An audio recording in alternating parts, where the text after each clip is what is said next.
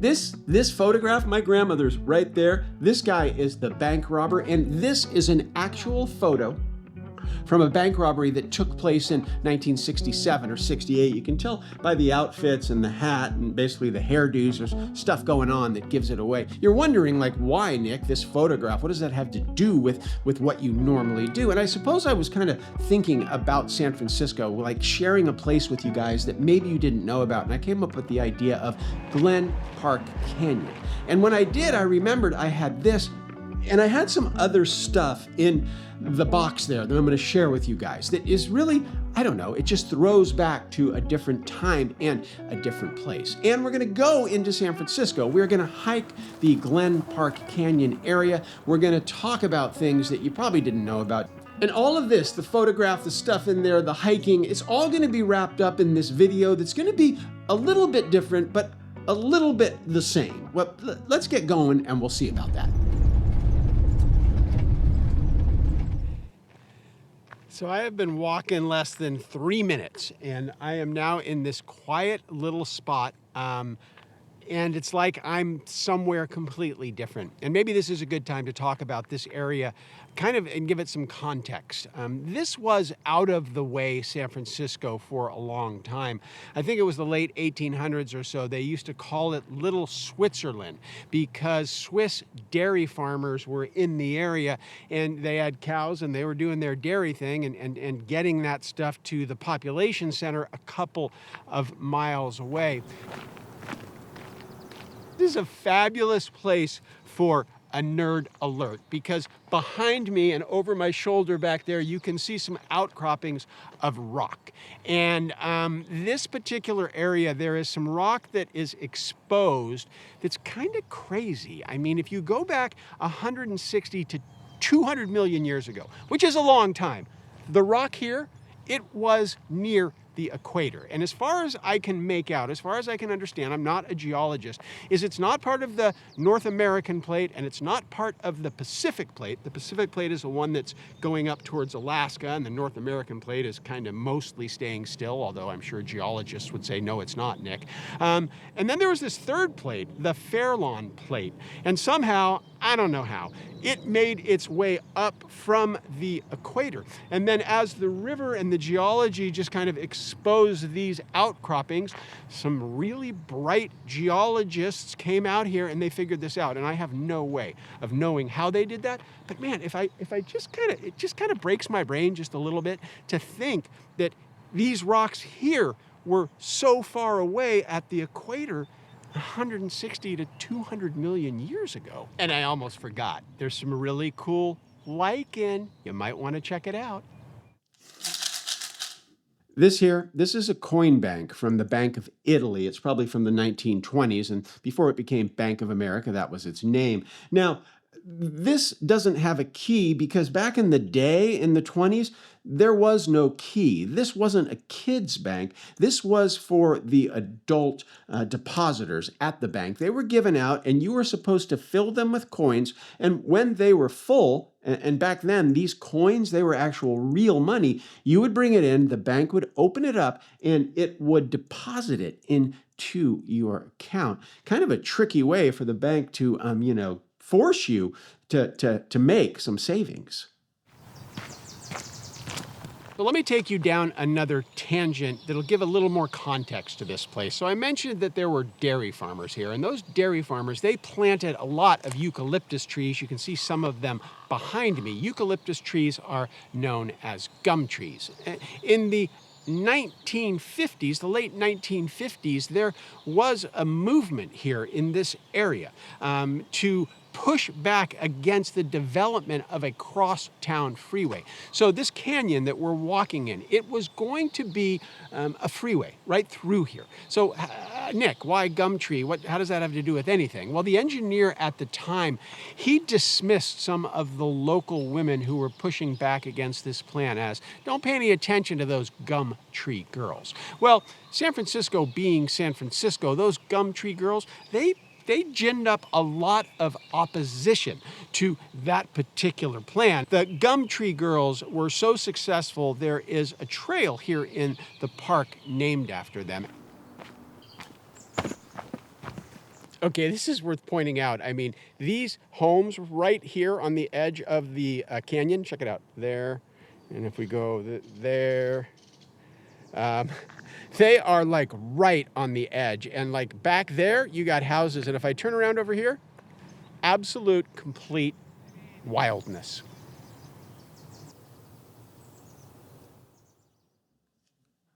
There is no way you can see this. It says, if found, return to Bank of Italy. This little keychain here and this leather has got to be over 100 years old. I talked about this a little bit in an earlier video. I forget which one. This is important to me, this key ring, because my van is on it.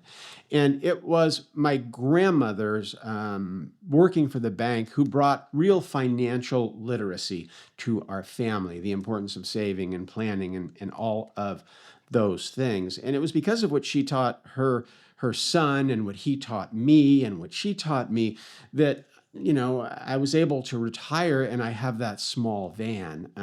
And so whenever I get in that van and I have this keychain, it's just a little bit of an acknowledgement to my grandmother, my nanny, and what she taught our family. All right, the sun is directly overhead, so the brim of the hat is not going to work.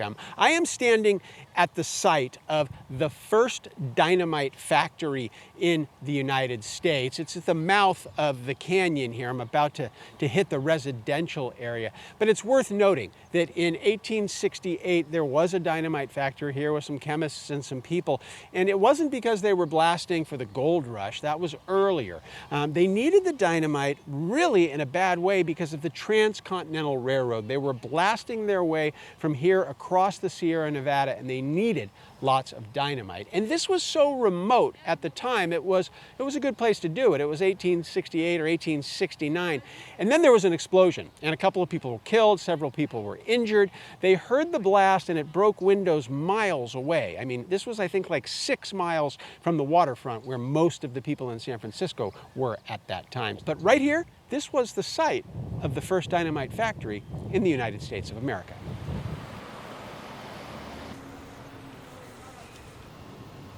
So now that I'm out of the canyon and I'm in the neighborhood, I got to admit it's starting to feel a little bit more real because my grandmother worked in this neighborhood for 30 or 40 years. And I'm walking by these houses and I'm thinking there's a good chance she knew some of the people who lived in the neighborhood at that time. And because she worked at the bank, Bank of America, she was probably well known. Like, people knew Alma. They would go into the bank and she would smile and she would say hello. And that, I know it sounds odd, but that brings up for me who she was. My grandmother was always, Nani actually is what we called her. Nani was always ready with a smile, and she would pay attention to me in a way no one else in my life paid attention. I mean, just like the focus that she would give me and the love. And I know my mom loved me and my dad loved me. I think it has to do with being a grandparent. And she was just very outgoing and gregarious in a really lovely way. And I can only imagine that that's a result of her job and the way that she interacted with the people who lived in this neighborhood. So it's becoming much more real the closer I get to where the bank was. I'm not sure anything sums it up more than that. At one point, my grandmother worked in the neighborhood. There were probably a dozen people working in a bank. They were serving the community. They were working with everyone, getting to know people. And now that's it. There's an ATM in the neighborhood, and that's all there is. So I'm at Diamond in Bosworth in San Francisco, and I can absolutely see why they put the Bank of America branch here. It was literally like in the heart of everything. And now it's a BART station. Now, I'm not going to mislead you. I knew that the bank was torn down, and I knew that this place was here. This is a BART station. It was built in 1970, and the bank was torn down before they built it. So sometime around the robbery, my grandmother probably knew the bank was closing. The place that she had called work for probably close to 40 years. I'm not exactly sure. And I was thinking about this story. I was thinking about the bank robber. I was thinking about the look on her face. I was thinking about how important this was to her. And then I got to wondering, like, how did she end up with a job when a lot of women didn't have jobs? Now, my dad was born when she was, I think, 32 or 33, which at the time was very, very late. So I'm guessing maybe she swung and missed a few times with some men, and then my grandpa came along and they got married. And so she had a job, and then she kept that job.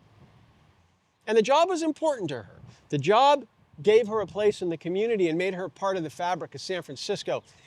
And the interesting thing about Bank of America, or Bank of Italy as it was known, and the reason my grandmother got a job, is Bank of Italy was started right around the time of the 1906 earthquake in San Jose. And in 1906, after the earthquake, the founder, A.P. Giannini, he set up shop in the earthquake-damaged area of San Francisco, and he made loans to Italian Americans when no one else was making those loans because he trusted them.